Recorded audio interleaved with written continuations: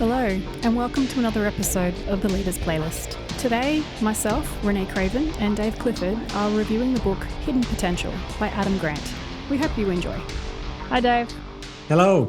The book we are discussing today is Hidden Potential, The Science of Achieving Greater Things by Adam Grant. Good book. We're a big fan of Adam Grant, aren't we? We are. We seem to be a very big fan of Adam Grant. What were your key highlights from this book? You know what? I kind of looked back at this book last night, just in kind of preparation for this, to kind of see, what would my key takeaways be? And I realized I'd done something that I never really do. I hadn't highlighted anything and I had no tags. I was like, have I read this book? I was questioning myself for a bit. And then I started to just kind of quickly skim through it.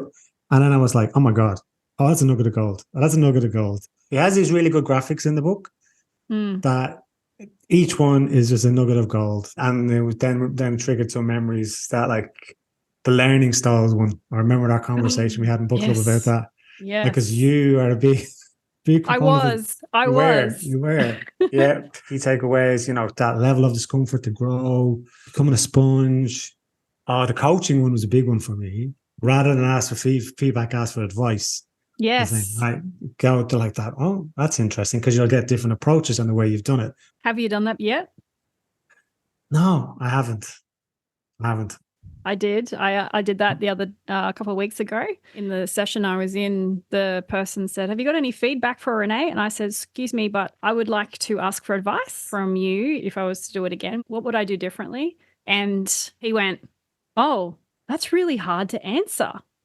I'm like, yes, it is really hard to answer. The feedback always comes back through as an opinion of what you should have done better or what you could have done better. But when it's advice and oh man, if I was the facilitator of that, what would I do differently? Oh man, so that helps them to empathize with the position that the facilitator's in. So yes, I loved that. The other thing, which I think you were probably referring to with the coaching stuff, is the deliberate play. There's a couple of so many good stories in it. And like baseball. There was the baseball one about learning to pitch differently. There was a Steph Curry one about how and there's a really good documentary about him if you really want to know more about him, but how he's practiced and made a deliberate play. There was the one about the chess players, and the one about the Golden 13. The debater. The one about, what was it? How teams have to play better without their star player when the star player is not there, which is, I'm thinking, oh my God, how to do that? Because when you look at scrum teams or agile teams, there's maybe that one star player and everyone goes to them. Well, what if I experiment, remove the star player? Let's see what happens. He defines deliberate play as a structured activity that's designed to make skill development enjoyable. So it's like free play. It's fun, but it's structured for learning and mastery along with recreation. It's built to break complex tasks into simple parts so you can hone a specific skill. And I likened that to me learning how to play a guitar, because you can think when you hear songs, you can pick up a guitar and think that you can play these songs, and then you get to play them, you go, whoa, no, those chords, I can't even get my fingers into that position, let alone play this song. And it is through learning simpler songs and practicing a lot, and then challenging. So I always learned how to play sitting down on an acoustic. And then I did that Battle of the Bands thing last year, which challenged me to learn how to play standing up, which was something completely different. And then with my electric guitar, learning how to play electric guitar versus playing an acoustic guitar. So yes, that's all I thought about when I was reading about the play stuff. Yeah. As I said, there's just packed little nuggets of gold, so many things.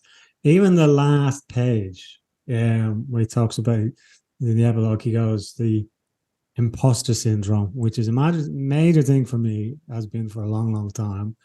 And he kind of reframed it to say, others believe in you, you don't believe in yourself, yet you believe yourself instead of them.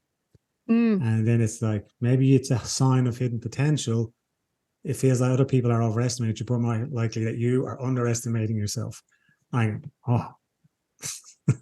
a great way of reframing it. I wonder if he has the same thing for the Dunning-Kruger syndrome, which is another one. Yeah.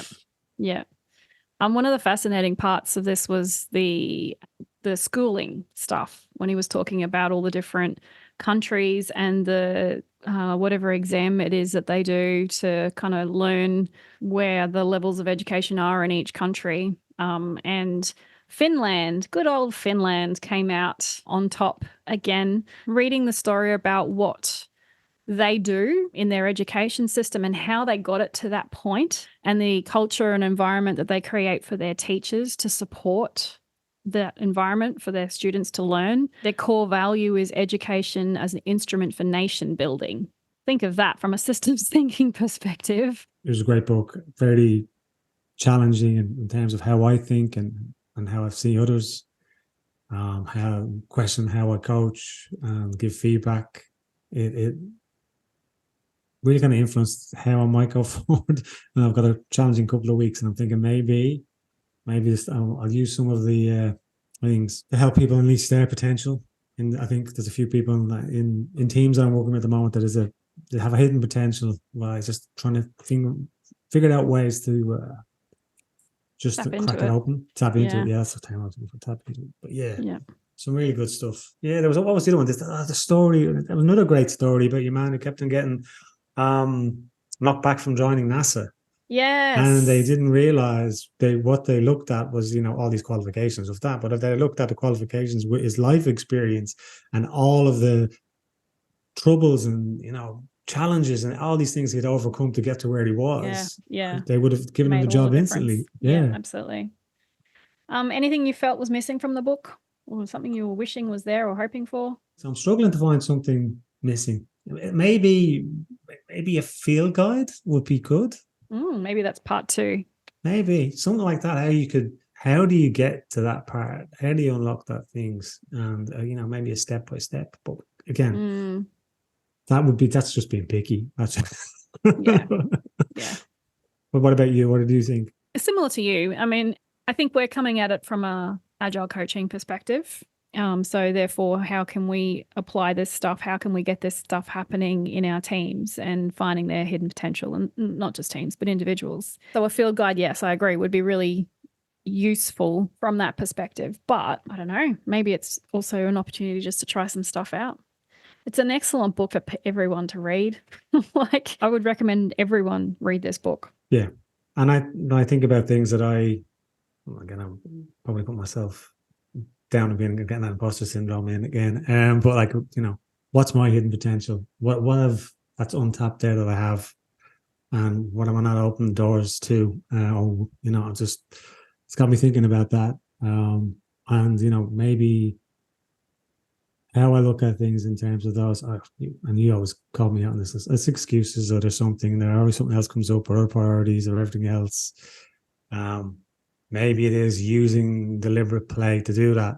There's a great graphic, and when you enjoy doing something, you're going to do more of it. If you're forced to do it, then it's going to be, these things will all come in, right? You will find excuses. You will find it's a daily slog, the daily grind, that's what we call it. Yeah. And when you kind of enjoy it, which there is things that I enjoy doing, but I don't know if I'm in the other side where I'm getting the headspace to get there. But maybe that's an excuse. Oh my God, no excuse. Maybe you just haven't found it yet. Still haven't found what I'm looking for. Get a U2 song in there. Because that's how I feel about my Pilates and also the guitar now, which was a nice hidden surprise. Thanks, Dave. Till next book. Thanks, Sinead. It's been a pleasure, as always. Can't wait for our next book review. Thank you for listening to the Leaders Playlist. Please be sure to share our podcast with your family, friends, and work colleagues. Until next episode.